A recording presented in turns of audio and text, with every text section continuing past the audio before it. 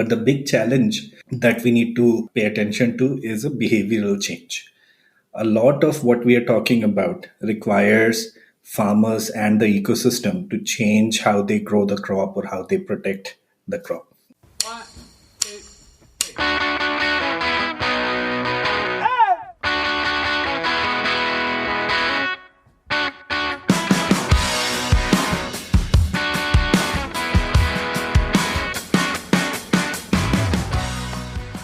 Coming up, we're talking digital agriculture with Syngenta's Chief Information and Digital Officer, Feroz Sheik. The Modern Acre podcast explores the latest in business, investing, technology, and sustainability, and we're your hosts, Tyler and Tim Nuss. If you'd like to dig deeper with the Modern Acre, be sure to check out our membership community, the Modern Acre Co-op.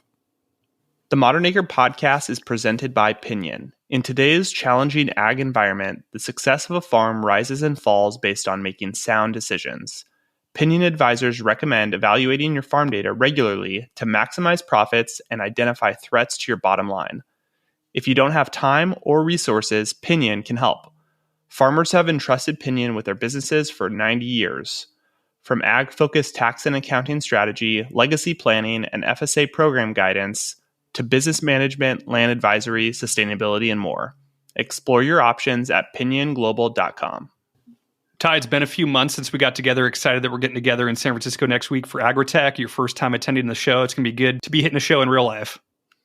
Last year, I was on the app, remote, just checking in to some of the speakers and panels, and I had so much FOMO that this year I had to take a day of PTO with the day job and head on up to the famous World Agritech in San Francisco. I'm pumped. Yeah, it's going to be so fun. There's so many people that we know that have been on the podcast or friends that we have that are going to be there. So it'll be a nice reunion. So Tim, got to have a great little wet your whistle episode of the podcast this week because Agritech is next week. Everyone's getting pumped. And so this was the perfect guest to have on the week before. Feroz's background is really incredible. He's going to be at Agritech presenting on Tuesday morning. And this conversation is really fascinating, Tim. His background was on education technology side, not related to anything to do with agriculture. And we get into all of that and why he decided to jump into agriculture and with one of the main players, one of the 800-pound gorillas in the room, Tim, of Syngenta. And so it was just awesome to hear his journey. He gets into all that, why he joined Syngenta and how they're really trying to transform agriculture, transform the business from within, focused on digitization. I'm really looking forward to Feroz's panel on Tuesday at Agritech. I think it's 10 a.m. in the morning, but it's on generative AI, navigating opportunities and challenges within ag tech. So I think it'd be cool to see what these businesses think about AI and how that's impacting their businesses. But the moderators from Microsoft, and then on the panel is Amazon Web Services, Bayer Crop Sciences, Feroz at Syngenta, and Mineral, which is Google's ag tech startup. So that'll be a really interesting panel. Totally. Well, enjoy this conversation, guys. Get pumped for Agritech. We'll see you there next week and hope you guys enjoy this conversation. We'll start with what's top of mind. Well, first and foremost, I'm looking forward to the World Agritech conference in San Francisco next month. It seems to be lining up to be a pretty good discussion. So really excited about that. Tim went last year. I was not able to attend, but I'm going this year. So I'm very excited to not have FOMO this year around the discussion. I think it will be really interesting. Feroz, I think there's a lot of discussion right now happening within ag tech, given the macroeconomic environment, given some ag tech startups maybe fizzling out. There's a lot of emphasis on where is ag tech going right now. I feel like we're at a pivotal moment in ag tech. Are you seeing that as well? Absolutely. I think what we are seeing is a bit of a realization hitting. And, from my own past experience, I have seen this happening in other tech sectors like education, ed tech, or food tech, where, it all starts off with a lot of promise. Then the reality of, solving practical problems at scale start to hit. And then a lot of it fizzles out. And the ones who have some robust fundamentals are the ones that, continue to make solutions for the end user. I see AgTech going through a similar realization of the hype curve, if you will. And you're in a pretty interesting position being the chief information and digital officer where you have a really good pulse on what's happening. How do you view kind of like building technology in-house versus looking for M&A opportunities outside of one of these ag tech companies that maybe had some promise where there's a lot of value that a company like Syngenta could bring them to kind of combine forces like what we saw 10 years ago with Climate Corporation, Monsanto, like that kind of a transaction happening? We definitely see that there is a lot of interesting work being done outside of Syngenta. So by no means do we believe that all new innovation can only be incubated in house, and that's an area where we continue to collaborate externally with both academic institutions as well as startups, and even some of the work which we have started doing in open source to collaborate with programmers worldwide. Acquisitions and M&As is definitely an option. In fact, one of the first things which I realized when I joined Syngenta was that ag as a sector was unfair to startups. That, for the most part, the kind of reach or the scale that the big companies have is something which most startups would struggle to get to. And therefore, they either have to partner with some of these big companies or, look for an acquisition or an exit. We've made our own acquisitions in the past, and that has allowed our portfolio to grow. But we've also incubated a lot of new technologies and innovation internally. So I think it's a mix where we look at both organic growth internally, inorganic growth through acquisitions, as well as collaborations with startups and other institutions externally. I think a super interesting point about ag tech startups. I think, facing a big challenge, because I think as opposed to potentially other industries, the incumbent retail channel is hard to overcome if you're trying to go direct to farmer. And then add on top of that, the fragmentation of agriculture in terms of crop mix, geographies, and I'll add seasonality, right? Because to iterate on a product, you get one shot a year to do that. So those factors alone, I think it is a huge challenge without partnering with some of the incumbent players. We've talked about that a lot. I think a lot of ad tech companies are coming to that realization. They wanted to disrupt, and it is no small feat. And I mean, I'm in favor of I think there should be disruption, right, across the industry, but there are some headwinds and some challenges and some entrenched structures within ag that make it, I think, a little unique. Yeah, I think this is true in any industry, right? That the industry has an ecosystem. Yes. Where you have the end user, you have the advisors, you have the service providers who carry out that service, and then you have the technology or input providers. And that ecosystem has a role to play. I mean, it has come to this, whatever is that setup in a particular market, because each of those constituents in that ecosystem bring forward some value to the end user. I think one of the challenge which we've seen in AgTech in particular, is that where is the value capture going to come from for the startups? Is the grower willing to pay a subscription fee or some kind of a monetization of the technology? What we have seen in different markets across different countries is that at the end of the day, the farmers are dealing with so much uncertainty that they are unwilling to take one more risk of trying out additional technologies and having to pay for it, unless it is coupled with direct revenue realization or cost reduction or monetization for the farmer themselves.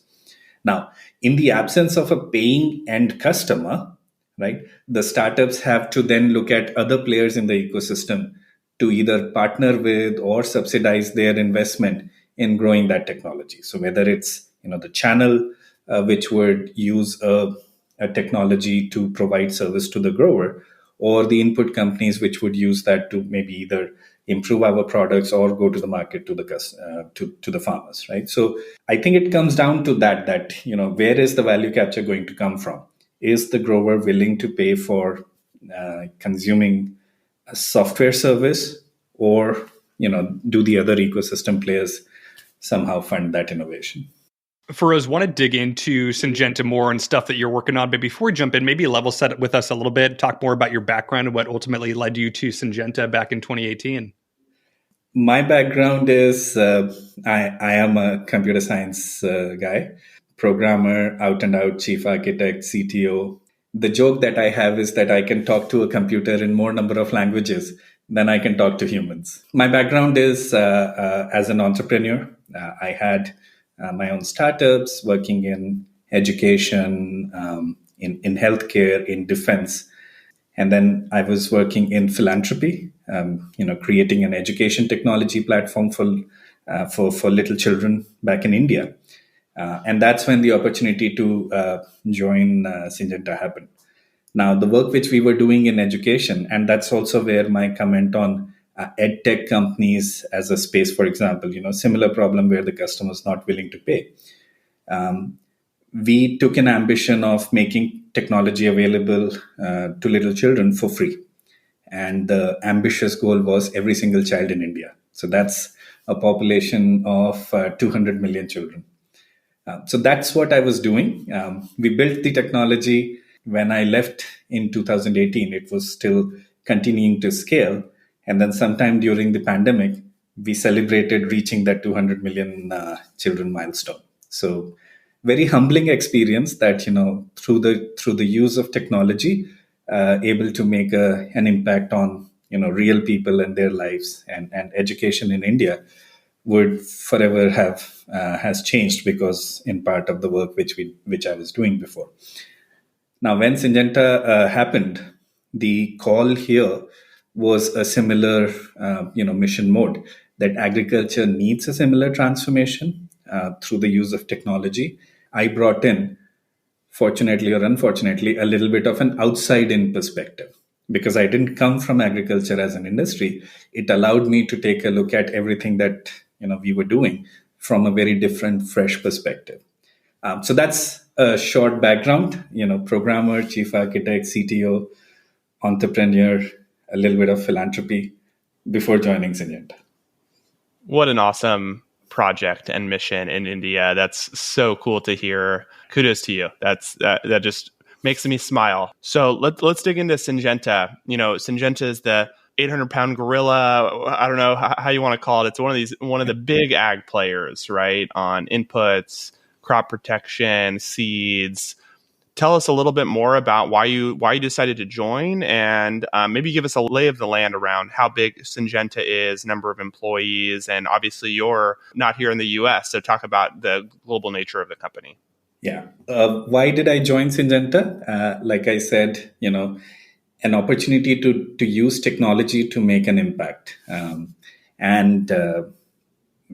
fact, curiously, the story is that when Syngenta first reached out to me, I had declined it. I said that I don't want to join because of the work I was doing with little children, and it was very humbling and very satisfying. But that's when, one of my mentors here at Syngenta, he was the one who said that, look, agriculture needs a similar transformation. So that really was the mission that brought me here. And when we at Syngenta talk about, feeding the world while taking care of the planet, it is something which actually is ingrained into the work we do. And I'm not using that as a, just a slogan, mainly because, that is exactly why I came, from working with children and helping them to coming here and working with farmers. Syngenta is, a large enterprise. So, 60,000 people across the world, operates in pretty much all the big geographies and markets that you can imagine. And when, we think about technology and bringing farmers to, innovation to the farmers, the way I relate to this is essentially, we've seen a lot of advancements in chemistry over the last few decades. We've seen a lot of advancements in genetics, new seed varieties that we've brought to the market. A lot of machinery, drones, and sprayers and so on have improved significantly. And the final piece is technology, data and artificial intelligence. And that's where, my emphasis in my current role at Syngenta is to create that final piece of the puzzle, if you will. And once all of these puzzle pieces come together, is when we will be able to bring innovation to the growers.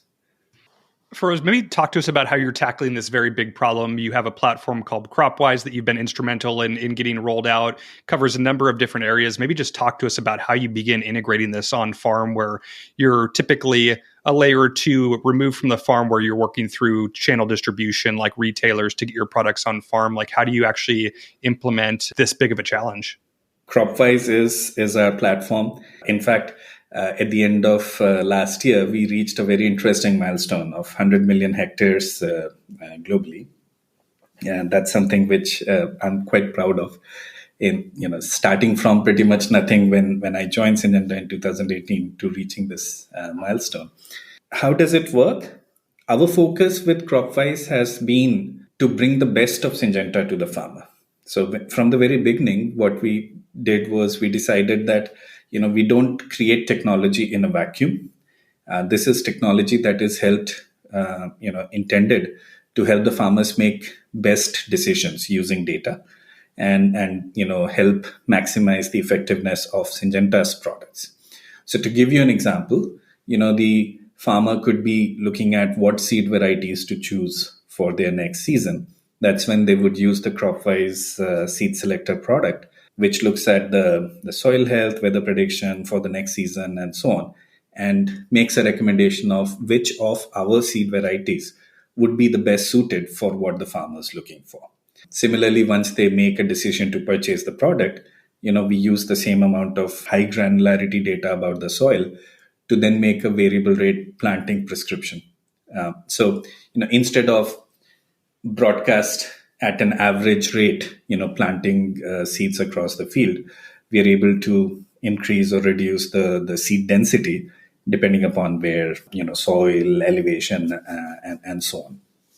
So that's just an example of how the farmers start to get, engaged as part of their journey with Syngenta products and services. And then it goes on to, helping them take care of their field through scouting, through the use of satellite imagery, giving them the optimal spray timing. And then finally, when they take the harvest, then to analyze the whole season P&L and, how did the decisions they took in the season affect their final yield and the outcome. And how are you bringing together the data sources? Is this a combination of data coming from equipment with weather data? What different data sources are you using to kind of inform the solution or the platform? The sources are many. First and foremost is, of course, the data that the farmers share, right?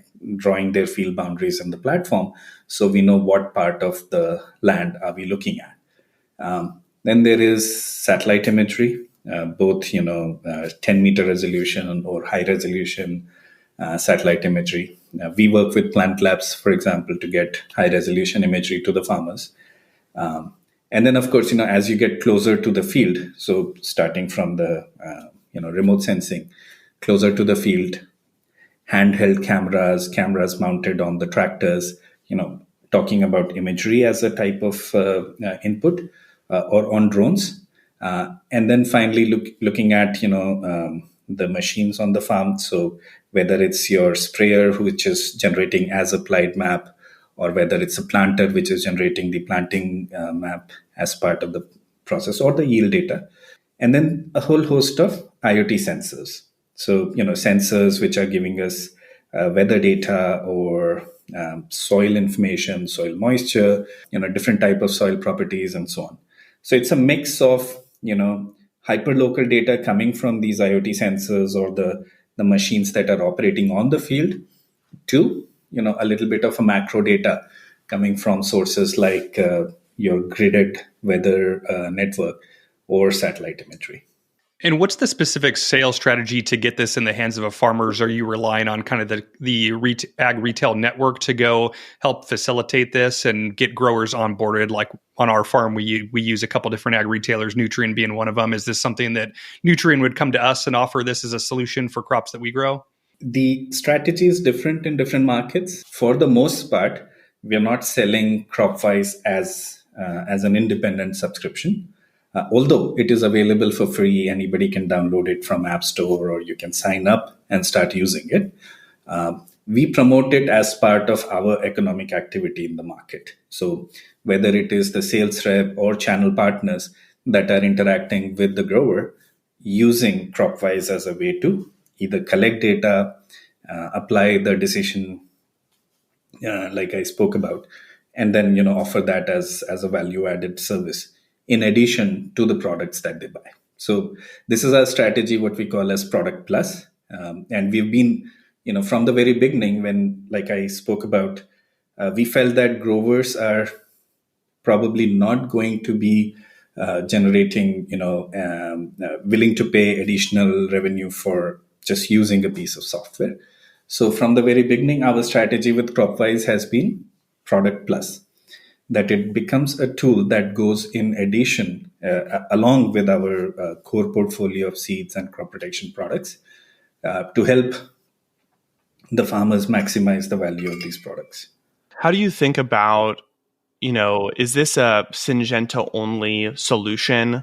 For example, a farmer's using this platform. Is it only going to, at least on the product side, is it only going to suggest Syngenta products? How does a farmer leverage this tool if there's maybe Syngenta doesn't offer a specific product for their need, or they want to use another input that's 20% cheaper? How do you guys think about that? This is a question that we get asked quite often. That is, CropWise limited to only Syngenta products? The answer is no. But we do have more data about our portfolio. This is coming from decades of R&D trials that we have, which allows us to make a more precise recommendation when it is coupled with Syngenta's portfolio. And then there are, of course, a whole host of other recommendations which are perhaps independent, regardless of what product it is. A spray timing or a precision spray advice or detection of a disease on a particular stretch of your farm. All of these are decisions which are entirely independent of the kind of product in question. So CropWise is not linked to only Syngenta portfolio, but when it comes to generating precision advice, that's where we use a lot of our data to probably make a better recommendation than what we have for competitor products. Yeah, I think that's the right approach of obviously having a bias towards your own product, since that's the business you're in, but making a tool that's flexible for farmers to use, given a broad set of use cases where they're working with a number of different providers and different crops, and being able to have a platform that works for everything is going to create a lot more user stickiness than just having one platform that they can only use for certain things, making it a little bit more all-encompassing, I think is the right approach. And then, of course, the other thing which we do is we integrate and partner as well. So, for example, when it comes to nutrition advice, now there are better companies out there who can recommend nutrition to a particular crop scenario. And that's where we integrate with others, like Yara, for example, which is integrated into CropWise and provides a nitrogen recommendation that comes from Yara's algorithms. And where's all this headed? Like, we haven't uttered the buzzword of AI yet, but like, how are you thinking about how digital transformation is happening within agriculture, say in the next 2-3 years? Like, what's around the corner? The interesting thing is, yes, AI, generative AI as a buzzword is interesting. We ourselves are working on AI models behind CropWise. So all the recommendations that you see from CropWise is powered by an AI engine behind the scenes. Where is it heading? I think we will continue to see the technology come and get more precise, more mature. But the big challenge that we need to pay attention to is a behavioral change. A lot of what we are talking about requires farmers and the ecosystem to change how they grow the crop or how they protect the crop. And I think that's where we will start to see some additional focus and attention in educating farmers and educating the ecosystem on the use of new technologies. And unless that happens, I think the technology will probably be ready, but we will not see much adoption or much scale. Totally. Yeah. We've chatted about AI within agriculture, and there's a lot of exciting use cases to think about it from the retail perspective, from the farmer perspective, on just getting better information on that front. So it's going to be cool to see what's being discussed in a few weeks at World Agritech and see what's coming up. First, as we start to wind down, want to end with a fun one. What's your ag hot take? Well, I mean, you put Microsoft, Google, Amazon, and Syngenta and Bayer on stage together. I think that's going to be a pretty good conversation. That's what I'm looking forward to in the World Agritech. But in terms of what's coming, I think my attention goes back to the point about behavior change that I spoke about. There is a lot of good technology and innovation out there, but I think we need to pay attention to real adoption instead of continuing to drive technology innovation for innovation's sake. Yeah, I love that point. Well, it's been super fun chatting with you, Feroz. As we wrap up, how can listeners get in touch and connect with you and everything that's going on at Syngenta? They can write to me, reach out to me on LinkedIn. I can share my LinkedIn and email details as well. More than happy to hear back from the listeners on what they are seeing as opportunities or areas which we should be focusing on, or any feedback to us that maybe this is something which we need to do more of or less of. So more than happy to hear back from the listeners. So, Tim, what do you think? Super fun conversation with Feroz. I think it's interesting to get a window into what kind of the big legacy companies within agriculture and how they're looking at software and data and really offering it as a service where they already have this core business and they're able to layer on software, I think, a lot differently than just like a straight startup that's trying to create software and the business model there is to sell it. But if you're a big incumbent and you have other products and services to sell, software can be a nice add-on to kind of build that into your business model. So I think it was just interesting hearing him chat through that and kind of the correlation with education technology, where there's a huge need for technology in the education space, but there's not a willingness to pay, and the same challenge kind of in agriculture where the willingness to pay at the farm gate has historically been challenging. So interesting to hear him voice through that. Totally. Well, guys, thanks for tuning in. We appreciate it. Make sure you're subscribed to the podcast on all platforms. And for those attending, we'd love to see you next week at Agritech. It's going to be a crazy day for me, Tim. Up and back same day, but it's going to be a ton of fun. I'm super excited, and we'll see you guys next week or talk to you on the next episode of the podcast.